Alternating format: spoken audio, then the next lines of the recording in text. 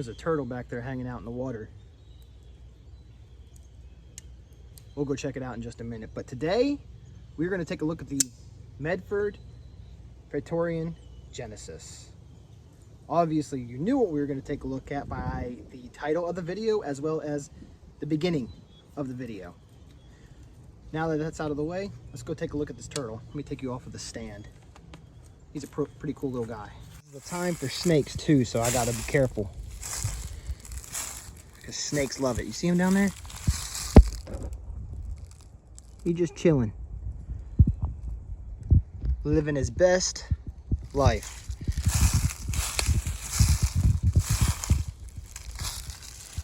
Look at him. He's like, what are you doing, dude? You're not supposed to see me. Why are you looking at me?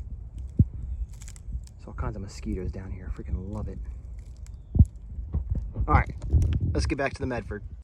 We're gonna go ahead and leave a little homie over there alone because I'm sure that's what he wants to do, is be left alone.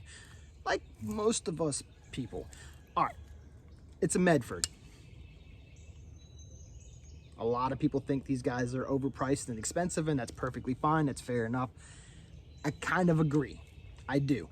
They're pretty expensive, but considering the market in this type of knife, it's actually about average, maybe a little above average. And by this market, I'm talking about your normal Chris Reeves knives, Spartan blades. I even think Southern Grind, I think it's the Penguin or something, that's up there in price like that too. And there's other knife makers out there that are in that, I guess, genre of CNC titanium that's pretty expensive. And that's really what this is. So in my opinion, yes, I do agree with you guys who say Medfords are expensive. And the reason why I have owned a Medford and several other Medfords is a good majority of them came from DLT Trading, which has Afterpay. If you don't know what Afterpay is, it's a way to buy something like this for $600 and split it into 4 different payments. And then you can get yourself a pretty nice investment. And that's kind of how I look at Medford knives. An investment.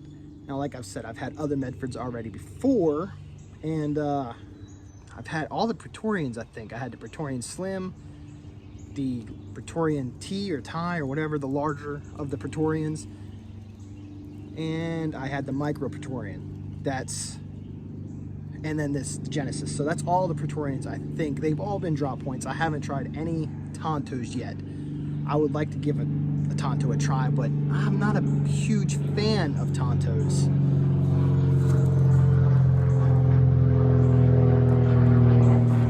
Squirrel!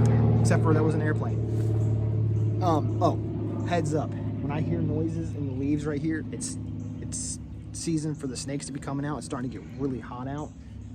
So when I hear something that sounds like it's slithering, I kind of go, oh, what is that? And I get a little distracted. And yes, if I see a copperhead, I have something that's going to send it to... Never mind. Anyway, where was I again? Oh yeah, so I've had all the Praetorians. I will go ahead and say right now, this Praetorian, the Genesis, is my favorite out of all the ones that I've had. I liked the Praetorian Slim, mainly because the blade wasn't as wide. So you got your handle and the blade was probably just as wide as the handle, which was pretty convenient. It was, and your handle was just a little bit longer than this one. The Praetorian T or Tie or whatever, the larger of the Praetorians, I liked that one, but the size to me was just a little too big. So I kind of had to let that one go. It was nice, it was, don't get me wrong, but the size was just too big. And the Micro Praetorian, I really liked that one. But it was a 3-finger knife, so your pinky kind of just hung out on the back. Now, if they gave it we're talking about the Micro though, if they gave the Micro, I don't know, quarter more of an inch, then that knife would have been the most home run type of knife I could ever have. Well, that's where the Genesis came into play. I was like, you know what, let me give it a try. I've tried all the other ones except for this one, so let's go ahead and give it a try. As soon as I got it, I kind of knew this is the one. This is the Medford that I want. I've had the Medford Thesis, is that how you say it? That was pretty cool. And I've also had the Medford Sherman, which they don't even make anymore, and I really like that because it was like small, the shape of a grenade. That thing was sweet. Even my daughter, my little girl, she loved the Sherman. All right, I gotta get to the point here. Now, I understand this is expensive, pricey. I fully get it. I think it's worth it, but that's just my opinion. Other people have different opinions. My opinion is, if you're looking for a knife within this range, price and build quality, it's the way to go. And I get it. Some people say, oh, they're big paperweights. Well, this one in particular is actually not. And I'll show you more about how it's not that thick of a knife when I go to put the specs in here in just a minute.